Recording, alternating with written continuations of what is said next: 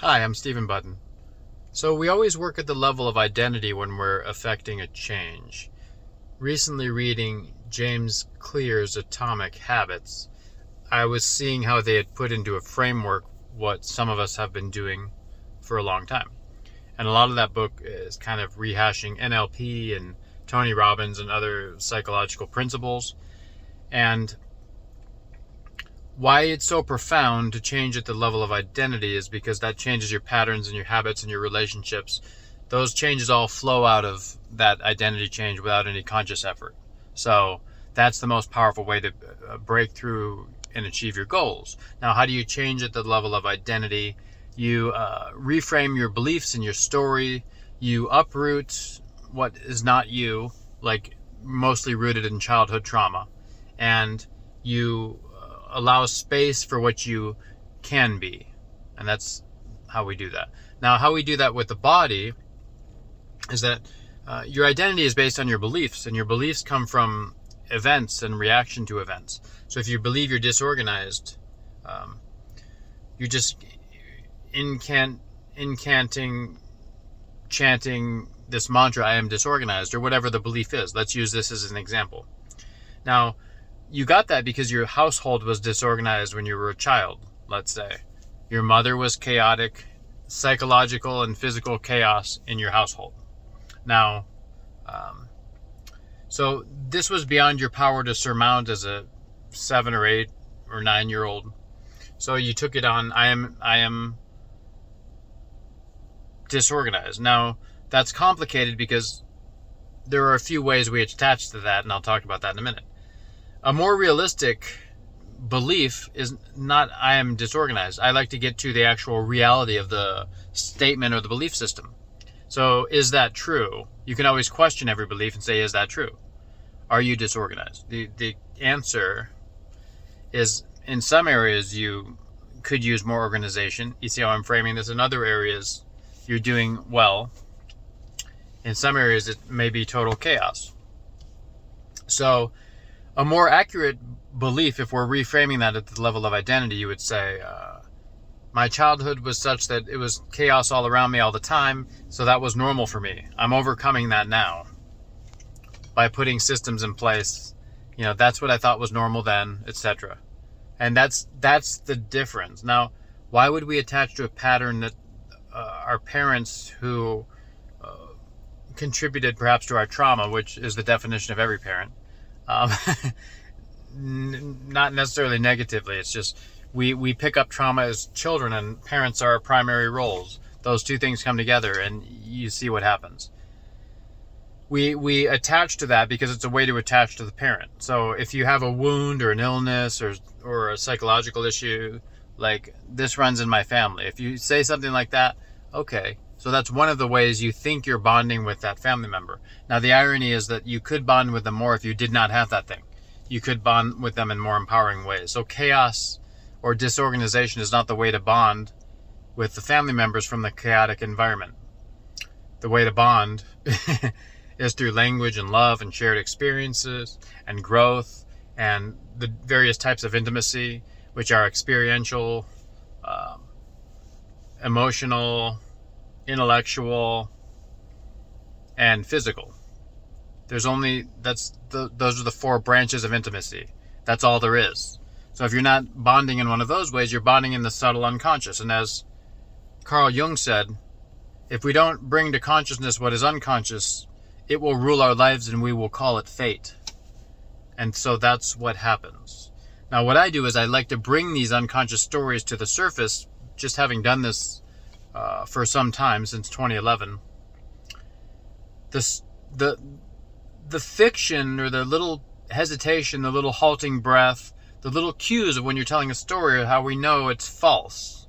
That's how we know where you're hung up somewhere. It's not like we just are true or false. It's like there's a hang up there. There's an issue with that story. So what are we going to do in terms of bringing that issue, that halting, to the surface? Like, why is that there? The interesting thing about this world is that after an hour of conversation, you get to the deeper level. You're in the realm of the unconscious, which takes quite a while to excavate. Most people don't go that deep, so you never get to that level. if you, once you go that deep, remain in there and kind of marinate in there, you have to get past the level of fatigue of like, oh man, I'm tired of talking about this.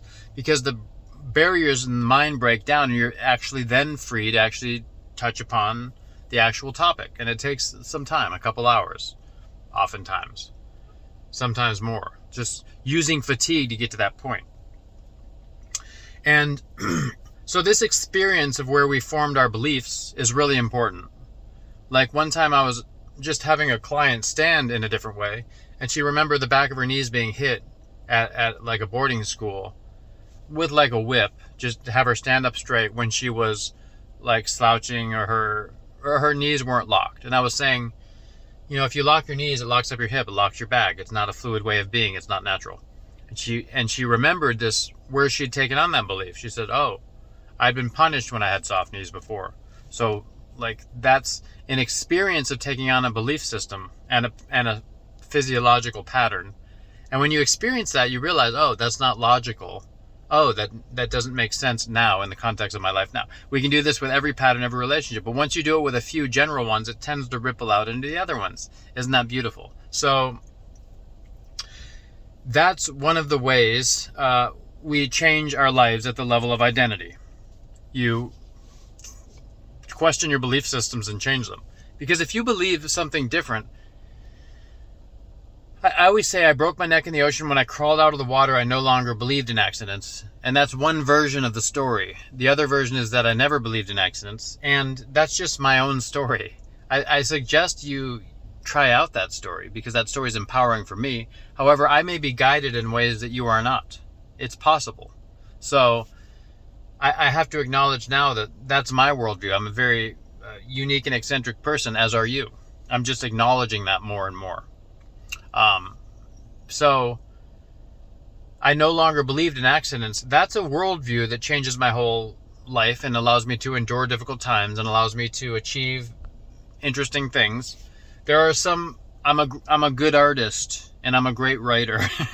So if I say those things, I go into those and I'm just all these insurmountable obstacles. It doesn't matter. I know I'm going to solve those. And I'm a consummate problem solver. So when I'm mired in problems, I sit with that and I know I'm going to solve those. These are identities I've practiced and put into my head. That these are things that I believe that I can do. You know, therefore, I live into roles where I get the opportunity to practice these. And I believe that if you put me in a room with someone, I can help them heal their lifelong patterns in the shortest time frame possible. Now, it's different than like faith healing or like putting Reiki energy or the power of God in someone, because that's not necessarily going to hold. They may experience that frequency for a time. And what I believe is that we need to go through our own healing process. So I guide people like, oh, you're stuck here at point A. Let's go over to point B and C and D. And I help people move through that level so that when they're healed, they did it. And they're the ones that believe that they can do it, and they're the ones that change the level of identity. Identity doesn't necessarily change passively. Like I experienced an awakening on a beach, and it seems as though that was passive, but I laid the groundwork with many years of meditation, yoga, and all these things. So I don't want anyone to wait for those moments. I want you to go through the process of the transformation of identity. And likewise, another time I ignored some of those signs, and then my neck was broken by the ocean. That's a very passive way of phrasing that. I broke my neck is another way of phrasing that, where I take more responsibility for that. And you are a constellation of stories. There are all kinds of influences. It gets somewhat complex right away, and it doesn't matter if you know all the pieces. You know your experience of your body, and the more you start to excavate the pieces of your awareness, the pieces that are limiting, the pieces that are barriers you've built up against love, in the Rumi paraphrase, all of these things, you start to become free to face the moment and the flower and the lover with your whole body, with your whole being, with your whole mind. This is a rare state in the culture. It's beautiful. It's like in the Sufi tradition. There are people that are truly alive, and there's only a few of them, and that's the way the system is. There's others that are just struggling and being alive. Most people, did you notice they're not? Like, perhaps some Zen monks are struggling to be alive. However, most of them are just caught in the system. So what they're doing becomes by rote, and it's automated anyway. So they don't really transcend that unconscious sitting there, being with the zazen and the space.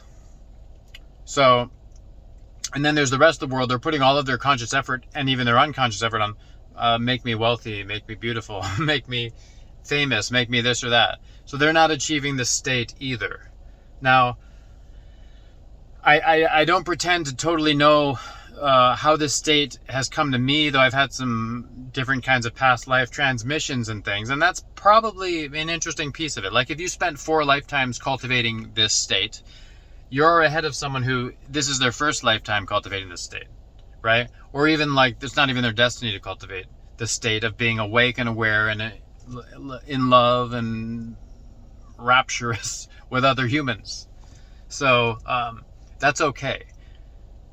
Gurdjieff taught that we weren't the original Christian teachings he taught, which are possibly alive in the Orthodox Russian Church, according to Boris Moryayev. The original teachings were we are born without a soul and we cultivate a soul. Gather your riches in heaven, not on earth, is one of the ways of saying, like, cultivate a soul so this eternal piece of you can move on beyond this lifetime. You can maintain some cohesion as you move from life to life.